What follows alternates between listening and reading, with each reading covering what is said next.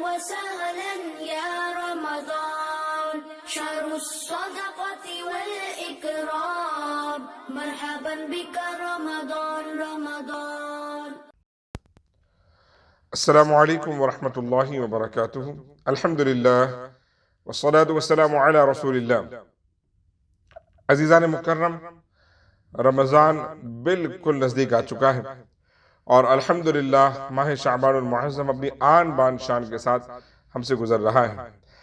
اللہ رب العزت ہم سب کو بہترین اور خوبصورت رمضان المبارک عطا فرمائے اور دنیا بھر میں جہاں کہیں مسلمان آباد ہیں اللہ تعالیٰ ان سب کے لیے خیر کا سامان مہیا فرمائے. آمین یا رب العالمین. میرے عزیز ساتھیو، آج میں انشاءاللہ بات کروں گا 10 ایسے کاموں کے بارے میں کہ جو در اصل استقبال ماہ رمضان کا حصہ ہیں، یعنی کہ ایزی ورڈ میں 10 ways to welcome this beautiful month of Ramadan. رمضان المبارک کا استقبال کرنے کے لیے یا رمضان کی تیاری کرنے کے لیے ان 10 کاموں کا رمضان سے پہلے کر لینا ضروری ہے. اور میں ضروری نہیں کہ یہ کام سارے فزیکل نہیں ہیں، کچھ کام صرف مینٹلی ہیں اور کچھ کام ہیں جو فزیکلی ہیں. تو لہٰذا ان باتوں کا خیال رکھیں اور ان باتوں کی کوشش کریں. سب سے پہلی چیز آج سے ابھی سے پہلا نمبر دعا کریں کہ اللہ تعالی ہمیں ایک خوبصورت رمضان المبارک عطا فرمائے. رسول پاک صلی اللہ علیہ وسلم یہ دعا کرتے تھے، اللہم بارک لنا فی رجب و شعبان وبلغنا رمضان، رواہ احمد و طبرانی، کہ اے اللہ تعالی مجھے ایک خوبصورت اللہ برکت عطا فرما رجب اور شعبان کے مہینے میں اور مجھے رمضان تک پہنچا.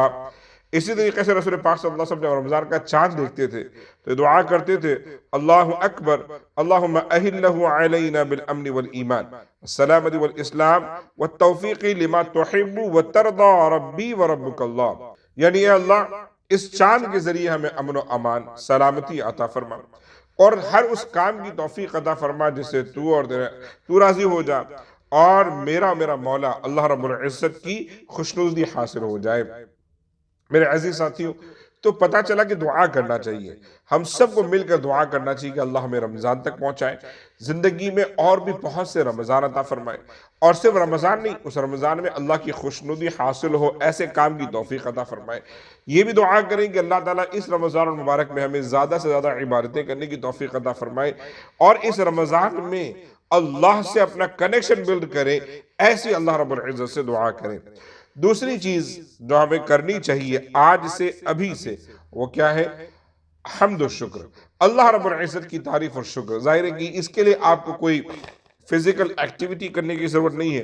اپنے دماغ میں رکھیں کہ اللہ تعالیٰ کا لاکھ شکر ہے کہ الحمدللہ اس وقت تک میں ہیلدی ہوں، اچھا ہوں، صحت مند ہوں، روزے رکھ سکتا ہوں. اس بات کے لیے اللہ کا شکر ہے.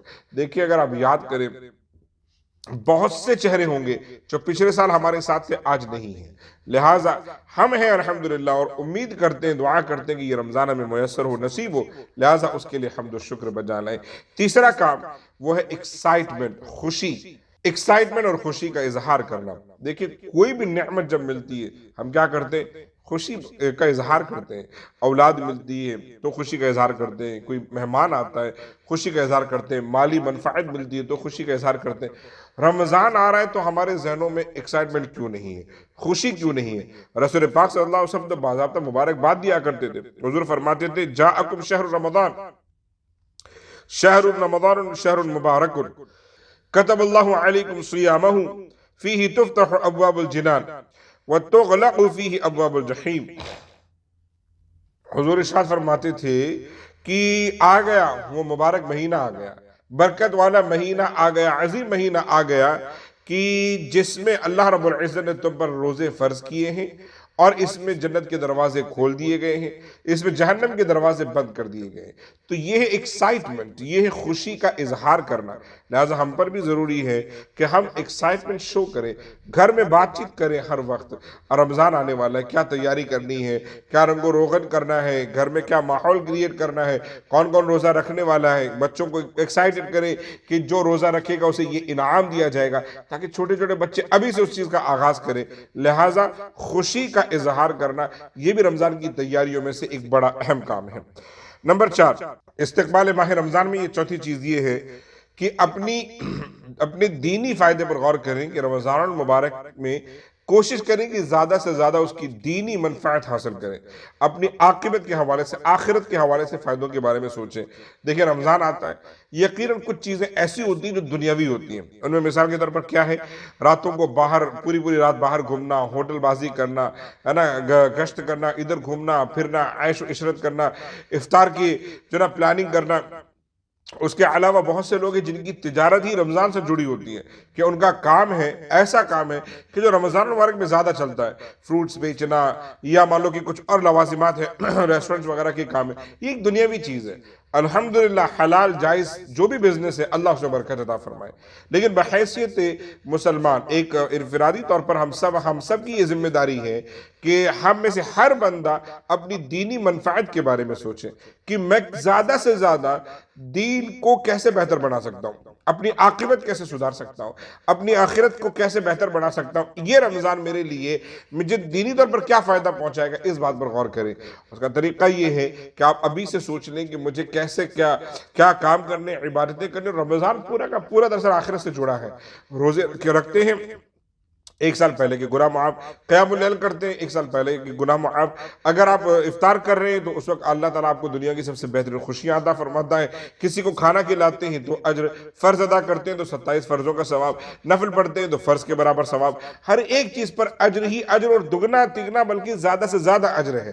لہٰذا آخرت اور اپنے دین کو بہتر بنانے کی فکر کریں، یہ استقبال ماہ رمضان میں بہت زیادہ ضروری ہے۔ نمبر 5، یہ کوشش کریں کہ اپنے وقت کو یوٹیلائز کریں۔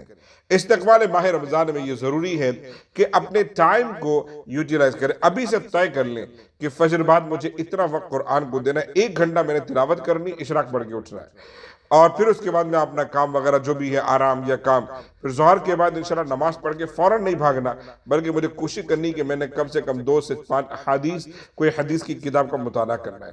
عصر کے بعد میں نے انشاءاللہ اوراد و وظائف کرنے، مغرب کے بعد مجھے یہ کام کرنا ہے، عشاء کے بعد مکمل تراویح پڑھنی ہے، تراویح کی جو پڑھا گیا ہے اس کی تفسیر جاننی ہے، درس سمجھنا سیکھنا ہے۔ اس طریقے سے اپنے وقت کو یوٹیلائز کرنا ہے، اسپیشلی راتوں کو جاگ کر مجھے عبادت کرنی ہے۔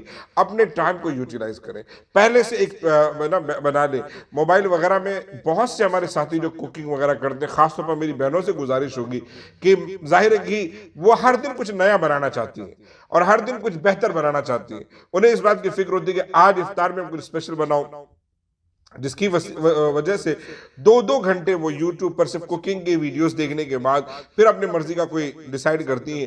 اس سے بہتر یہ کہ آپ ابھی سے مینیو بنائیں، ابھی سے ڈیسائیڈ کر لیں کہ اپنے پورے ویک کا ایک چارٹ بنا لیں کہ مجھے افطار میں یہ بنانا ہے، ڈرنکس میں یہ بنانا ہے، ڈنر میں یہ بنانا ہے۔ یہ تمام چیزیں جب ہوتی ہیں نا، تب کیا ہوگا کہ رمضان جب آئے گا تو آپ کو سوچنا نہیں پڑے گا، آپ فوراً الحمدللہ اپنا وقت جو ہے نا دین کے کام میں صرف کر سکیں گے، اس کو یوٹیلائز کر سکیں گے۔ نمبر 6، ابھی سے رمضان سے متعلق جتنے بھی مسائل ہیں جو آپ کے گھر سے میں ریلیٹڈ ہے وہ جان لیں۔ مان لیں ایک تو بنیادی طور پر آپ کو معلوم ہے کچھ تو بنیادی مسائل ہے نا، بنیادی مسائل یہ ہے روزہ رکھنا ہے، 5 چیزوں سے بچنا ہے، کھانا پینا، جماع اور حیض نفاس وغیرہ، یہ تمام چیزیں۔ لیکن اس کے علاوہ ہر گھر کے انفرادی مسائل ہوتے ہیں۔ کوئی گھر میں ہائی ڈائبیٹک مریض ہوتا ہے تو ان کا مسئلہ یہ ہے کہ بھائی وہ انسولین یوز کر رہے ہیں، لہٰذا اس چیز کے لیے ان کا روزہ ٹوٹتا ہے کہ نہیں۔ کسی کا بلڈ پریشر ہائی یا لو کا مسئلہ ہے، کسی گھر میں بہت بزرگ بندے رہتے ہیں جو روزہ رکھ ہی نہیں سکتے تو ان کے یہاں پر مثال کو فدیے کا مسئلہ ہے۔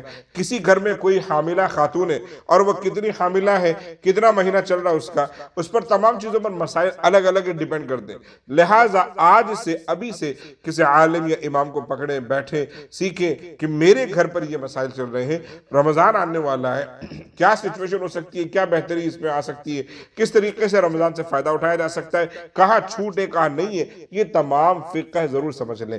تمام احکام اور مسائل جو ہر گھر کے رمضان سے متعلق ہو سکتے ہیں اسے جان لیں اچھے طریقے سے۔